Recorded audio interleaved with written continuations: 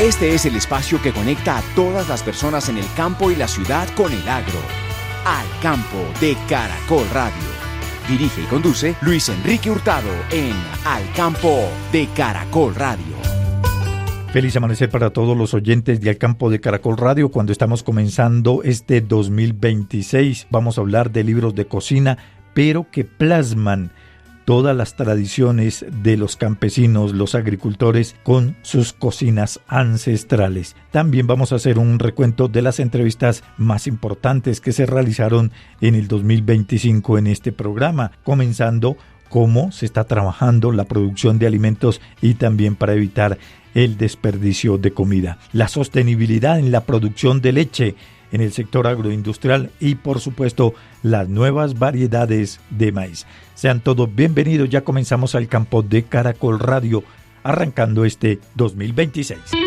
Luis Enrique Hurtado en Al Campo de Caracol Radio. Al comenzar este nuevo año, queremos enviar un cordial saludo a todos nuestros oyentes de Al Campo, nuestro espacio que es dedicado a la vida y al trabajo en el agro nacional. Deseamos que este 2026 esté colmado de prosperidad, salud y éxitos para cada uno de los trabajadores del agro del campo en todo el país, quienes con esfuerzo sostienen nuestra agricultura y el desarrollo rural. Este nuevo ciclo representa una oportunidad para fortalecer el compromiso con el sector agropecuario, impulsando estrategias que mejoren las condiciones laborales y fomenten la innovación en el campo. Y qué mejor comenzar esta jornada, este año, hablando de cocina ancestral. Y para ello estamos saludando al chef José Luis Rivera, quien a propósito también tiene ya varios libros de cocina colombiana, de cocina tradicional ancestral. José Luis, bienvenido al Campo de Caracol Radio, un gusto saludarlo. Un gusto estar acá, ¿cómo están? Bien, sí señor. José Luis, ¿usted de qué parte del país es? Yo soy de un bello y hermoso municipio de Chía, Cundinamarca. Sí, bueno, siendo de Chía, ¿por qué se ha interesado por la cocina tradicional en Colombia? Luis, todo esto nace porque desde mi mismo municipio que empecé ahí como a documentar, a ver, yo siempre he estado como muy orgulloso de nuestra cocina, de la cocina tradicional del país, y se empezó a hacer como una documentación de lo que teníamos en nuestro territorio.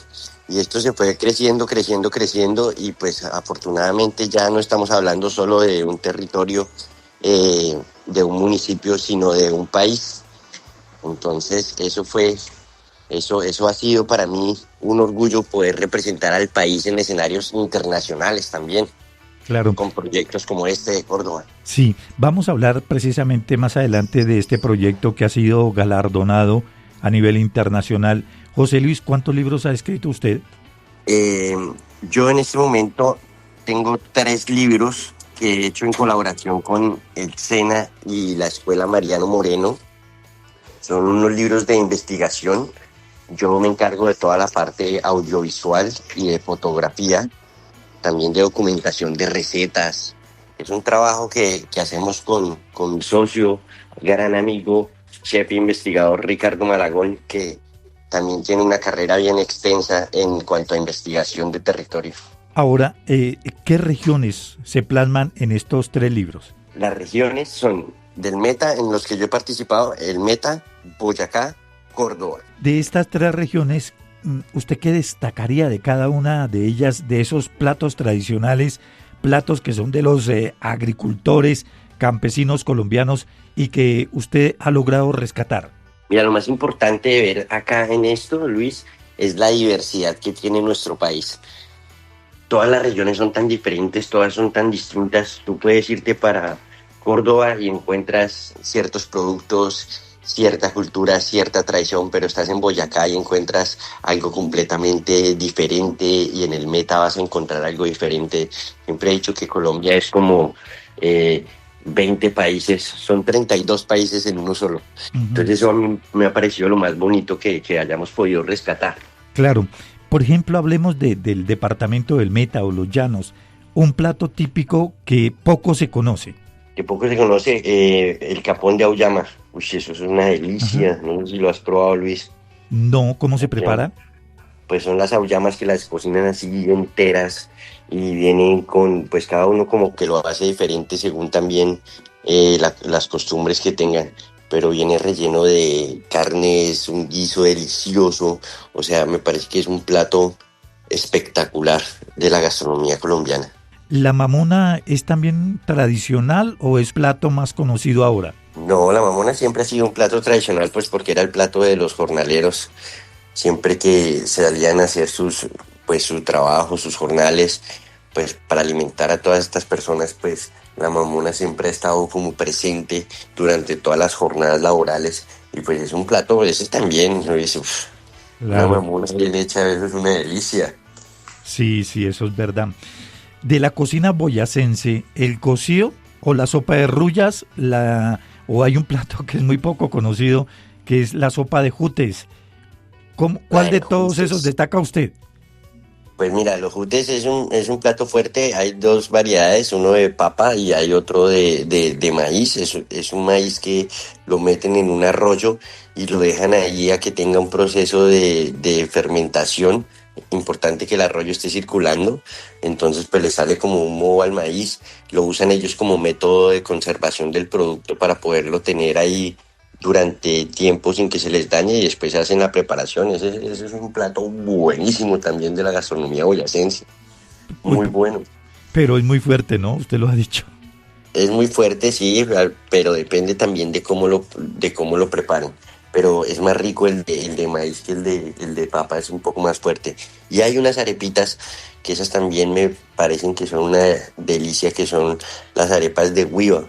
Son unas arepas que son recetas que se están perdiendo porque ya no, la gente ya no las está preparando, entonces no las saben hacer. Digamos que nuestras abuelas, nuestras tatarabuelas, desafortunadamente ya no están en este mundo y ellas son las que sabían cómo hacer esas preparaciones o las que traían estas preparaciones al centro de la mesa.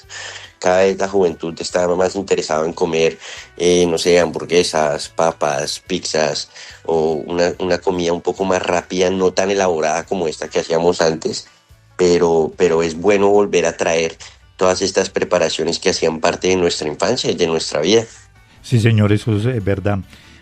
Ahora, la sopa de rullas es un plato muy poco conocido, pero que tiene una gran acogida en la cocina, no solamente nacional, sino que incluso tengo entendido que se viene destacando en algunos restaurantes a nivel internacional. ¿Es así?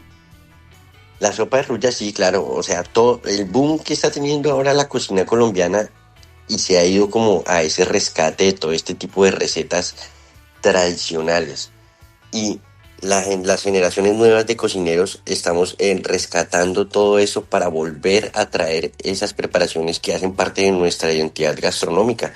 Entonces, pues estas sopitas y todos estos cocido boyacense, estas preparaciones con estos productos están volviendo a, a, Ujú. a esta nueva época y pues ojalá, Dios quiera, se impongan sobre todas las preparaciones de otros países nos están, que nos estamos interesando un poco más por ellos.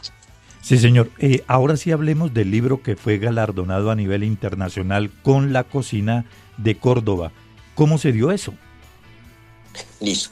Esos son unos premios que se llaman los Gourmand World Books Awards.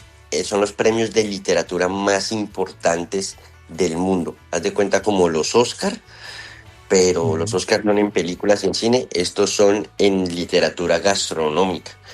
Este año tuvimos el honor y el privilegio de tener el premio como mejor fotografía de libros de cocina del mundo.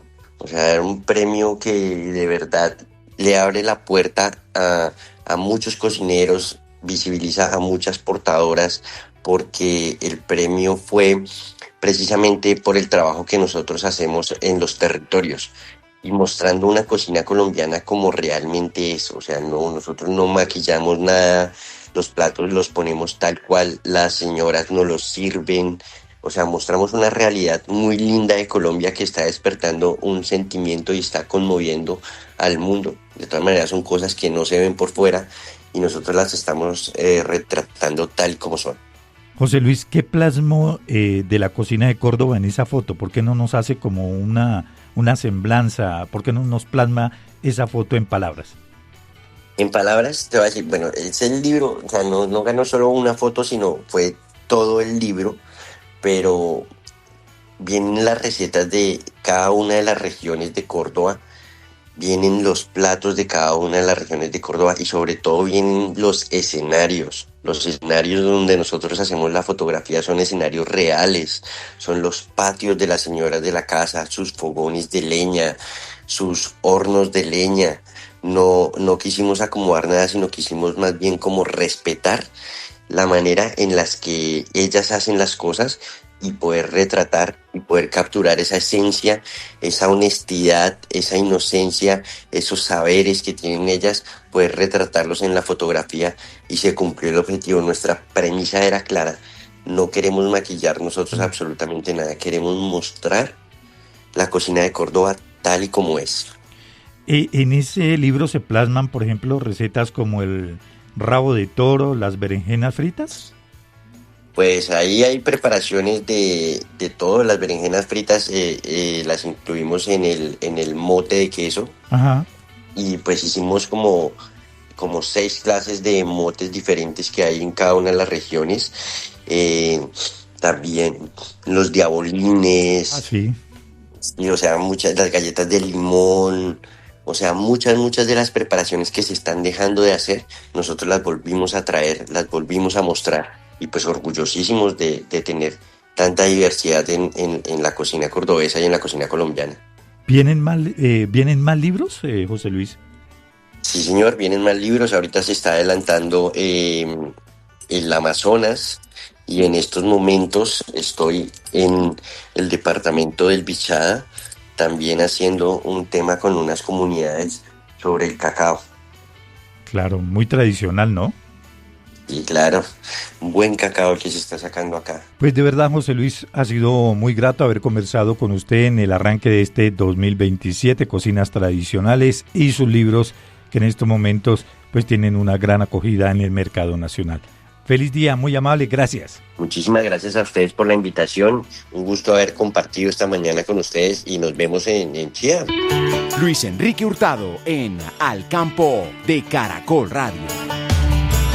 Vamos a hablar de una tarea extraordinaria que están realizando los bancos de alimentos a nivel nacional, esto con el objetivo de reducir una de las grandes problemáticas, el hambre, que afrontan cerca de 14 millones de familias, de acuerdo con un informe que fue revelado por el Departamento Administrativo Nacional de Estadísticas, DANE. En esta mañana, el director, precisamente ejecutivo del Banco de Alimentos de Colombia, Juan Carlos Buitrago, hizo impresión de lo que está pasando en Colombia con el desperdicio de alimentos y el trabajo para acabar con este problema. La situación de hambre, la falta de alimentos que sufren miles y miles de personas, no solamente en Colombia, sino a nivel global. También nos colabora con esta entrevista Andrea Gómez. Hoy en Colombia 19.2 millones de personas tienen un consumo insuficiente de alimentos, 16.3 millones de personas usan estrategias de afrontamiento, estrategias como bajar la calidad de lo que comen, saltarse comidas, pedir alimentos prestados. Hoy en el país tenemos 392.000 niños menores de 5 años con desnutrición crónica. Estos niños van a tener en promedio 14 puntos menos de coeficiente intelectual, 5 años menos de escolaridad. Y en el país no tenemos hoy una política pública de seguridad alimentaria actualizada. La encuesta que mide la situación nutricional de los niños en Colombia no se actualiza desde 2015. Hoy en Colombia se están botando, solamente incautaciones de la DIAN se están botando al año cerca de 5.000 toneladas de alimentos. Entonces, desde los bancos de alimentos de Colombia estamos apoyando un proyecto de ley, el proyecto 474-2014 Cámara. Es positivo para la seguridad alimentaria del país, pero es positivo también para ayudar a disminuir el desperdicio de alimentos que tenemos en este país. Director, hablemos puntualmente del proyecto de ley 474-2024 que usted acaba de mencionar y que fue presentado recientemente. ¿Qué objetivos concretos busca alcanzar esta iniciativa y de qué manera garantizar una mayor eficiencia en el rescate y distribución de alimentos que actualmente se desperdician? Muy bien, el proyecto de ley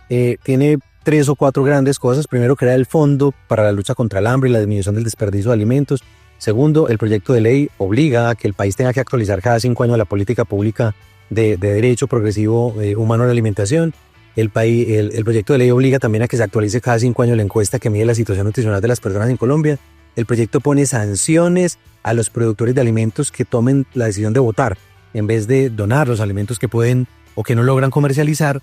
Y por último, el proyecto de ley pues le pone la tarea al gobierno de que coordine los procedimientos que se necesitan para poder que esos alimentos incautados, aprendidos o decomisados en favor de la nación, pues no se tiren a la basura, sino que puedan ser donados a través de organizaciones sin ánimo de lucro. Pero Juan Carlos, ¿esto va a solucionar las dificultades, los problemas de hambre y, por ejemplo, que dejemos de botar tantos alimentos de nuestros hogares? Hoy en Colombia estamos botando 9.7 millones de toneladas de alimentos, suficientes con lo que botamos en el país para darle de comer a toda la Guajira las 3 comidas al día durante 15 años. Con la comida que botamos cada año en Colombia podemos alimentar a la Guajira 15 años. Entonces, el problema de las pérdidas y desperdicios de alimentos es gigante. No hay una política pública en Colombia que sea eficiente para disminuir de verdad las pérdidas y desperdicios de alimentos, y creemos que con este proyecto de ley, primero, vamos a poder aprovechar esos alimentos que están en poder del gobierno, en poder del Estado y que se están teniendo que quemar.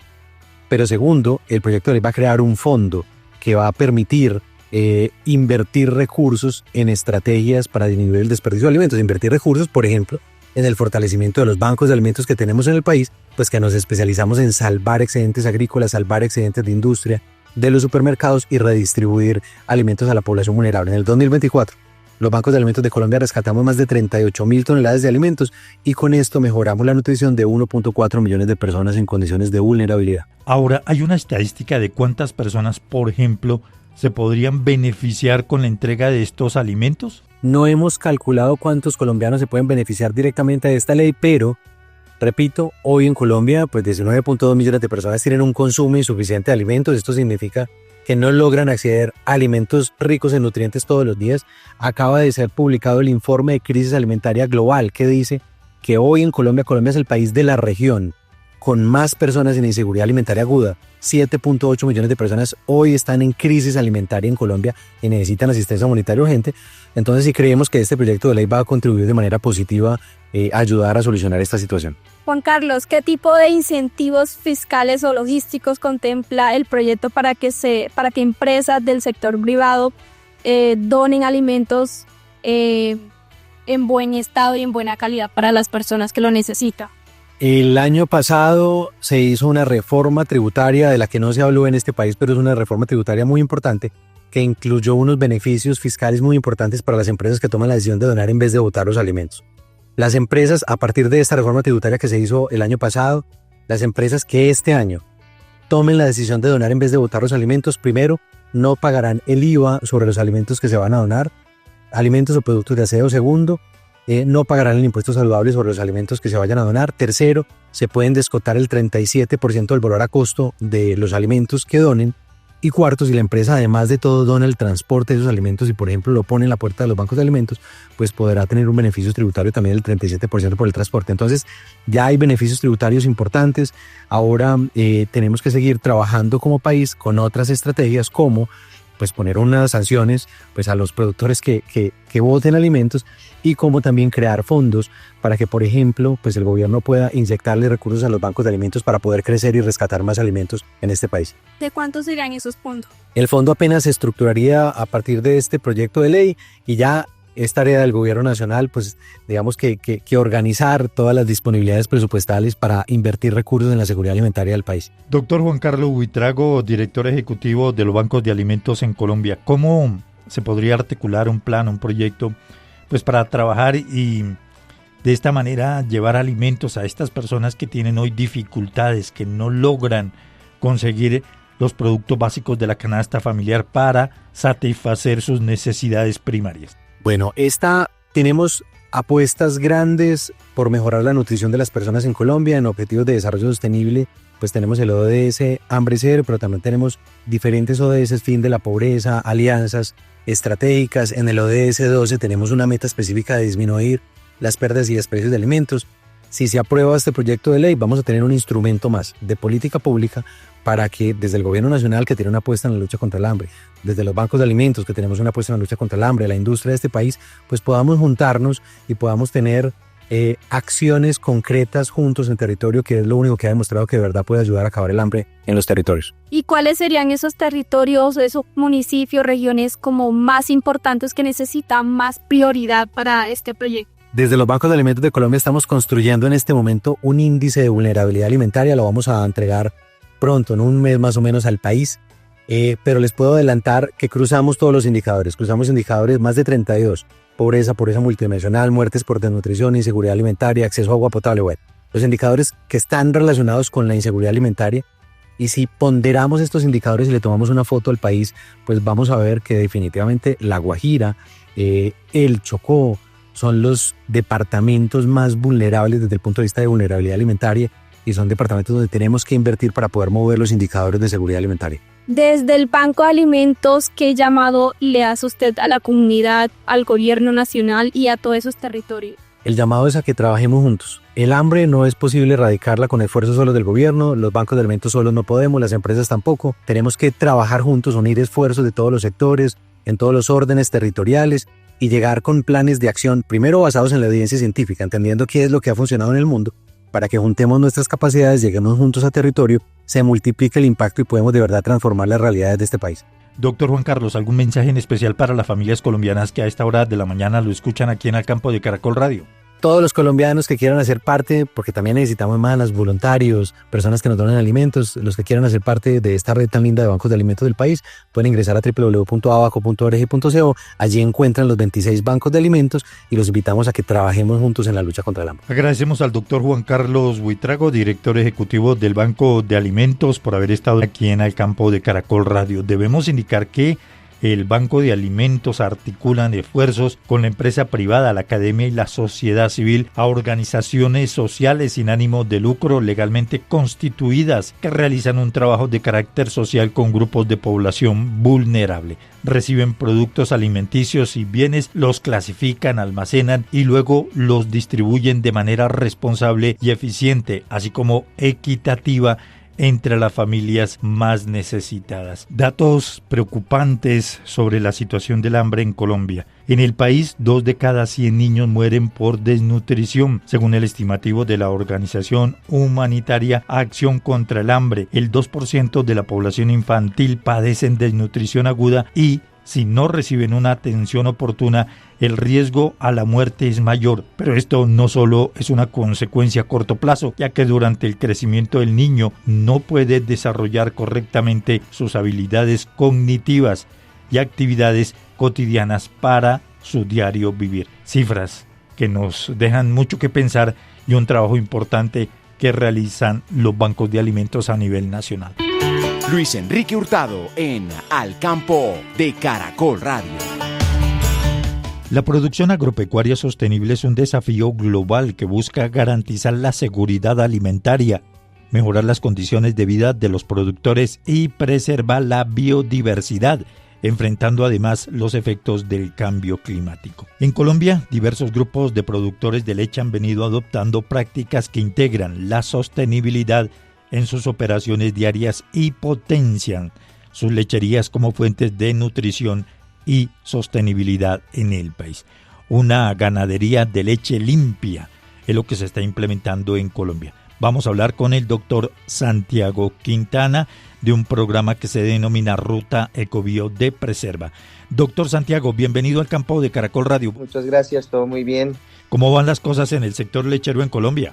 Pues muy bien y mejorando porque estamos logrando demostrar que hay ganaderías comprometidas con el medio ambiente y teniendo muy buenos resultados desde distintos aspectos ambientales. El programa que usted dirige, doctor, ¿en qué consiste? ¿Cómo se logró articular para hacer una ganadería sostenible y en este caso de producción de leche? Nosotros desarrollamos una metodología que permite medir con el uso de tecnología satelital las capturas de carbono que suceden en una finca, tanto en sus áreas de pastura como en sus áreas de conservación.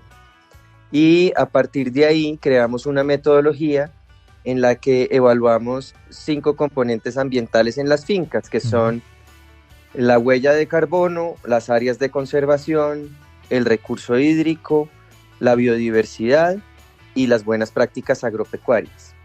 Con esa tecnología hemos logrado ya medir los resultados de varias fincas lecheras en donde hemos tenido resultados en donde las capturas de carbono son mayores a las emisiones gracias a las buenas prácticas que realizan los ganaderos. De una finca ganadera que no utiliza esta clase de tecnologías limpias, con una finca que se ha modernizado y que hoy tiene todos los aspectos relacionados con el manejo de una sostenibilidad clara y transparente?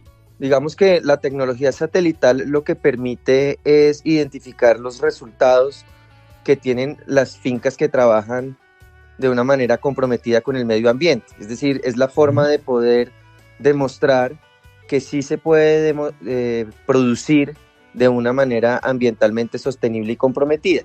Entonces, estos ganaderos decidieron tomar la iniciativa de hacer unas mediciones de su modelo productivo y empezar a mostrar que sí se puede producir leche de manera sostenible en distintos aspectos, y es lo que venimos trabajando con Asonormando.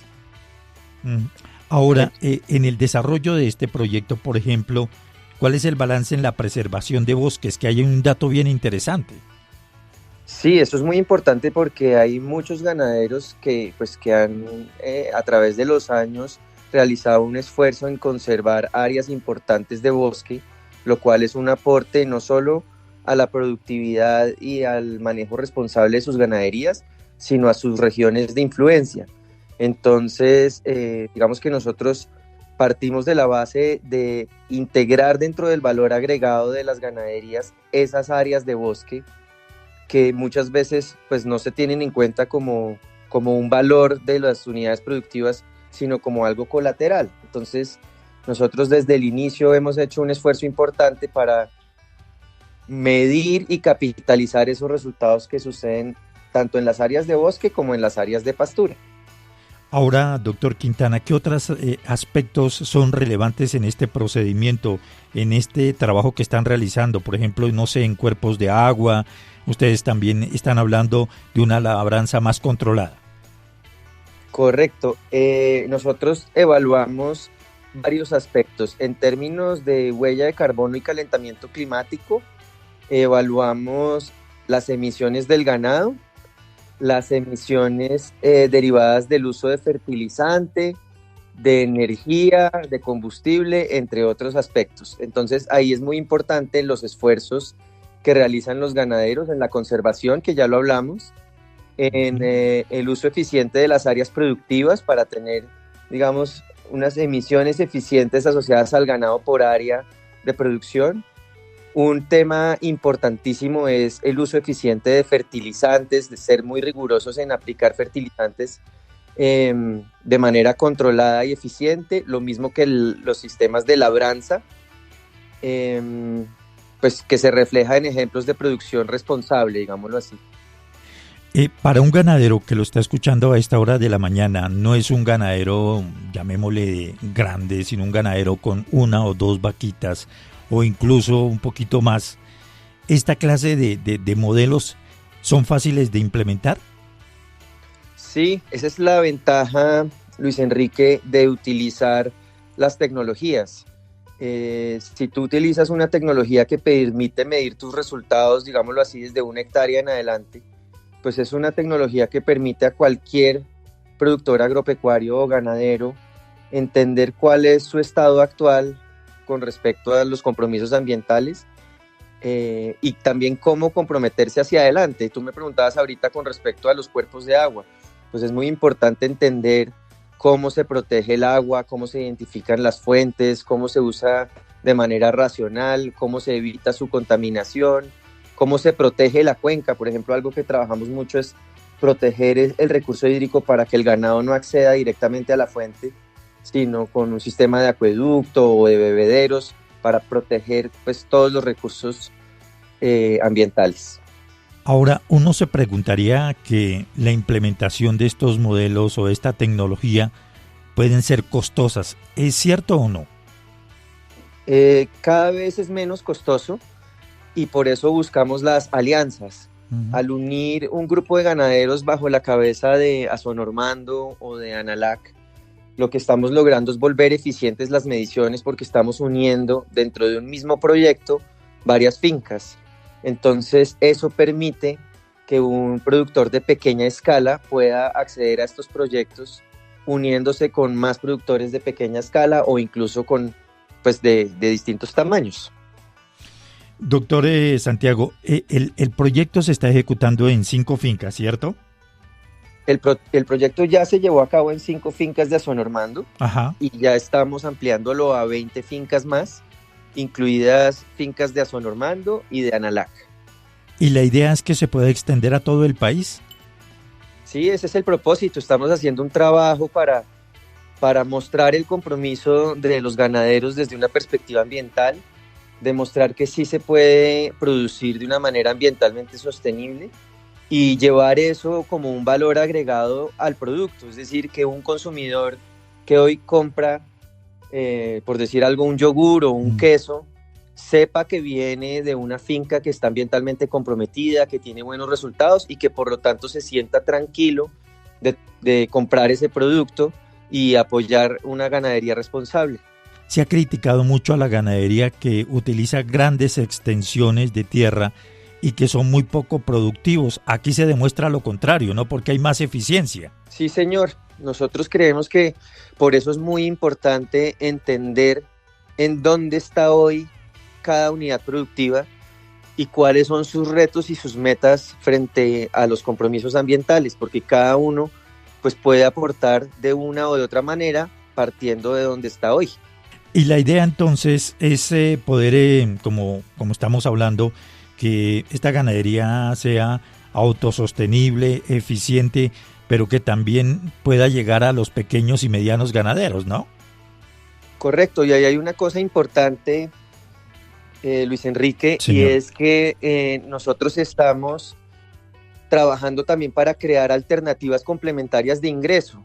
Es decir, que Ajá. a partir de ese esfuerzo y esa caracterización ambiental que estamos haciendo, se crean activos ambientales como créditos de carbono, de biodiversidad, de agua, que permitan a un productor que está ambientalmente comprometido generar una alternativa de ingreso adicional para seguir comprometiéndose con la conservación y con la implementación de proyectos que le permitan ser cada vez más eficiente desde una perspectiva ambiental y productiva. Hay un punto interesante que no sé si ustedes lo han abordado y es la educación y la capacitación a los ganaderos para que conozcan este tema y tomen conciencia como usted lo ha dicho. ¿Eso ya se está desarrollando también? Claro que sí, hemos hecho alianzas y foros y exposiciones para mostrarles a los ganaderos, vamos a las asambleas de las distintas asociaciones. Azonormando nos invitó a su asamblea este año para mostrar esos resultados, para demostrar que sí es posible, producir de manera sostenible y que además es rentable. Ese es un esfuerzo muy importante, Luis Enrique, porque tener conciencia de que no solamente es extraer los recursos, sino mantenerlos y mejorarlos, es vital para todos como sociedad. Sí, señor. Bueno, doctor Santiago, para los ganaderos, para las personas que lo escuchan a esta hora de la mañana, ¿cuál sería ese mensaje y en dónde pueden conseguir más información de este trabajo que es muy interesante? Digamos que el mensaje es un llamado a la acción, a conocer cuál es la situación actual de cada productor desde una perspectiva ambiental, cuáles son los beneficios que está prestando hoy, en dónde puede mejorar para poder establecer un plan de acción, darle valor agregado a sus productos y cosechas, empezar a trabajar con las cadenas productivas agropecuarias y con las, industrias que están en esas regiones, porque esto es un compromiso de todos, no solamente es del productor, sino también es de las industrias que dependen de esos recursos y de los consumidores y personas que viven en esas regiones. Entonces esa sería como la invitación a conocer hoy en dónde están, cuáles son sus oportunidades y empezar a comprometerse y a generar alternativas de ingreso alrededor de ese esfuerzo ambiental. Y pues para contactarnos nos pueden buscar por nuestra página web, que es www.preserva.bio, o el correo electrónico también nos pueden escribir directamente, que es info@preserva.bio, B de burro, I de iglesia, O de oso. Doctor Santiago Quintana, de verdad muchísimas gracias por haber estado aquí en el campo de Caracol Radio hablando de ganadería de leche que está utilizando tecnología satelital para mejorar su producción. Doctor, muy amable, gracias, un feliz día. Muchas gracias, Luis Enrique, a usted por su interés y apoyo. Luis Enrique Hurtado en Al Campo de Caracol Radio. La compañía Precisagro confirmó que ya están en el mercado 2 variedades de maíz híbrido para atender las necesidades de los agricultores colombianos. Se trata de HD40, grano blanco, y HD50, grano amarillo. A esta hora saludamos al doctor Javier Ramírez, precisamente de esta compañía. Doctor Javier, bienvenido al campo de Caracol Radio, un gusto saludarlo en el arranque de este 2026. Muy bien, Luis, muchas gracias, encantado de estar hoy siendo parte de su programa. Un cordial saludo a todos los oyentes de su programa. Ahora, doctor Javier, esas variedades que ustedes están lanzando al mercado colombiano, ¿por qué no nos cuenta en qué consiste y cuáles son los beneficios para los productores, para los cultivadores de maíz en Colombia? Claro que sí, con mucho gusto. Bueno, Precisagro hoy como una decisión estratégica de nuestro equipo de liderazgo tuvo a bien lanzar en Colombia 2 híbridos de maíz convencional, se llama desde el punto de vista técnico, y esto es un híbrido de maíz que no tiene eventos transgénicos, es un híbrido convencional, se llama así de esa manera, y es un aporte para los agricultores maiceros de Colombia en el sentido de que es vista como una herramienta más para que el agricultor pueda hacer un ejercicio seguramente más técnico y más rentable que le permita tener un negocio alrededor del cultivo de maíz bastante bueno. Nosotros como Precisagro lanzamos estos 2 híbridos, un híbrido amarillo, de grano amarillo, se llama HD50, y un híbrido de grano blanco que se llama HD40. HD significa híbrido Disagro, que es nuestra casa matriz en Guatemala, y son 2 materiales con especificidades cada quien de acuerdo a su color, pero de muy alta tecnología, de muy buen potencial de rendimiento y de un perfil de calidad de grano bastante interesante que va a ser un aporte importante nuevamente para los agricultores maiceros en Colombia. ¿Enfermedades es más resistente a las diferentes plagas o hay qué resultado tienen ustedes en el estudio que realizaron? Nosotros en términos generales, digamos que estamos dentro del pool de los híbridos que se comercializan en Colombia. Digamos que estamos dentro de un estándar, si se puede utilizar el término, de susceptibilidad a las enfermedades más importantes en Colombia. No somos ni más susceptibles a ningún otro y dando un muy buen manejo agronómico son híbridos que pueden tener una producción bastante interesante y bastante buena. El mercado en Colombia, ¿ustedes cómo lo visualizan? Porque es que nosotros importamos gran parte del maíz que se consume en Colombia de países productores, y ese es un problema que en estos momentos están afrontando los agricultores colombianos. ¿Ustedes cómo ven este mercado en el país? Nosotros como organización, pues decididamente tenemos una apuesta muy interesante de llegar a Colombia con esta nueva línea de semillas, y eso muestra la visión de nuestros líderes de entregar a nuestros agricultores colombianos pues más herramientas, más tecnología, más innovación que le permitan en un momento dado pues ser más eficientes en sus agronegocios. Nosotros vemos el cultivo de maíz en Colombia como uno muy promisorio, como el sustento de muchas familias en el campo colombiano, y en respuesta a ello pues Precisagro está haciendo este lanzamiento de HD40 y de HD50, trayendo innovación y trayendo tecnología para nuestros agricultores colombianos. Para los agricultores, para los campesinos que a esta hora de la mañana lo escuchan, estén interesados en estas 2 nuevas variedades, ¿ya lo pueden comprar en el país a nivel nacional o cuándo va a llegar este producto al mercado nacional? Sí, nosotros desde el pasado mes de agosto, desde agosto del 2025, ya tenemos disponible nuestros híbridos HD40 y HD50 comercialmente para ustedes, estimados agricultores. Acérquense a su representante Precisagro más cercano en su localidad y seguramente los podrá orientar para adquirir la semilla. Hoy tenemos un stock de semilla almacenada en condiciones que permiten tener viabilidad de nuestra semilla, y hoy pudieran conseguir la semilla ya comercialmente disponible en Colombia de estos dos nuevos materiales de Precisagro. ¿Con estas nuevas variedades la producción por hectárea va a aumentar?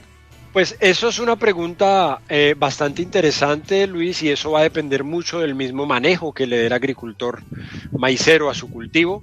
La rentabilidad pues está determinada, ¿cierto?, por los costos y por los costos de los insumos y todo lo demás, pero sobre todo por el rendimiento en grano que va a tener finalmente este producto. Entonces, lo que yo le puedo contestar sin firmarlo en piedra, porque cada siembra de maíz será diferente, es un híbrido blanco de muy buen potencial de rendimiento que puede darle, digamos, unas características muy interesantes, y ya el tema de costos de manejo de los insumos pues va a depender del manejo de cada agricultor, pero sí es una herramienta muy positiva que bien manejada puede dar una buena rentabilidad, una buena utilidad para nuestros agricultores maiceros. Claro, me imagino que la mazorca es de un mayor tamaño que el maíz convencional, que el maíz normal. ¿Eso también tiene algunos diámetros o no? Sí, digamos que nuestras mazorcas en general están dentro de lo que conoce el mercado como maíz híbrido.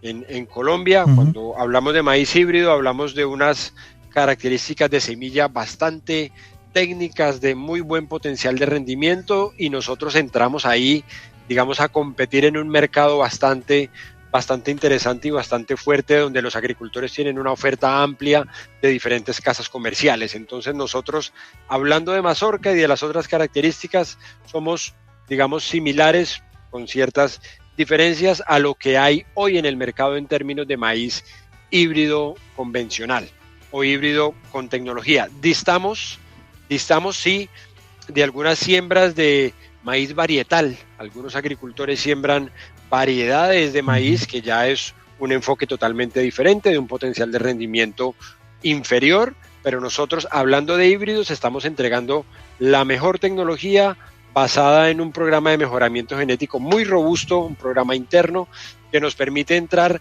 a competir en el buen sentido de la palabra para ofrecer a los agricultores híbridos de alto potencial de rendimiento. Ahora, doctor Javier, más resistente, por ejemplo, a todas estas dificultades del cambio climático, llueve, luego pasamos a verano, sequías muy intensas y llueve muy poco. ¿Eso también ustedes lo evaluaron? Nosotros tenemos una extensa red de trabajos en el campo, donde precisamente lo que hacemos es buscar simular, en el buen sentido de la palabra, las condiciones que tiene un agricultor o que tendría un agricultor al sembrar nuestra semilla, y allí hemos visto que el HD40 y el HD50, digamos que se adaptan muy bien a lo que un maicero colombiano tendría en sus siembras, tendría en sus campos. Entonces, todas estas situaciones de cambio climático y condiciones ambientales, pues definitivamente no somos ajenos nosotros a sufrirlas con nuestros materiales, pero sí hemos visto que, por ejemplo, el HD40, la arquitectura de la planta, le ayuda mucho a crecer rápido, a lo que los agricultores llaman cerrar las calles rápido, y eso pues hace, digamos que, un manejo más eficiente de los recursos en el campo. Entonces, hoy nosotros tenemos la posibilidad de decirles a nuestros agricultores que sabemos que el material, en las condiciones que ellos enfrentan día a día cuando siembran maíz, digamos que podemos entrar ahí a aportar nuestro granito de arena para que el negocio del maíz en Colombia sea cada vez mejor y más rentable, ¿por qué no decirlo? Y para pues, los agricultores que quieran tener mayor información, profundizar en parte técnica de estos dos híbridos, páginas, redes sociales de Precisagro. Claro, nuestras redes sociales de Precisagro Colombia. Nuevamente, nosotros somos una empresa que nos encanta estar muy cerca de nuestros agricultores. Tenemos un equipo en campo bastante robusto, experto, muy grande, que llega a diferentes zonas en el país, y además de las redes, con seguridad les puedo decir que muy cerca a sus fincas, a sus cultivos, a sus predios, tendrán asesores de Precisagro que podrán seguramente darles una asesoría, darles la mano para algún acompañamiento de sus cultivos. Pero las redes de Precisagro Colombia y nuestro equipo en campo, que sin duda estará presto a ayudarles y muy atentos para lo que se requiera. Claro. Pues doctor Javier, de verdad, un placer haber dialogado aquí en el campo de Caracol Radio. Muchísimas gracias y un feliz día. Igualmente, el gusto fue mío. Feliz día. Finalmente debemos indicar que en Colombia el maíz es el tercer cultivo con mayor superficie de siembra después del café y el arroz. A pesar de ello, es el país con mayor volumen de importaciones en Sudamérica y el séptimo en el mundo. El maíz es uno de los cultivos más relevantes en el sector agroalimentario aquí en Colombia. La producción se estima que viene aumentando en un 76%, mientras que la demanda viene creciendo a un ritmo más acelerado que el cultivo y la producción. Nos despedimos, vamos a hacer deporte porque el deporte es salud. Hasta entonces.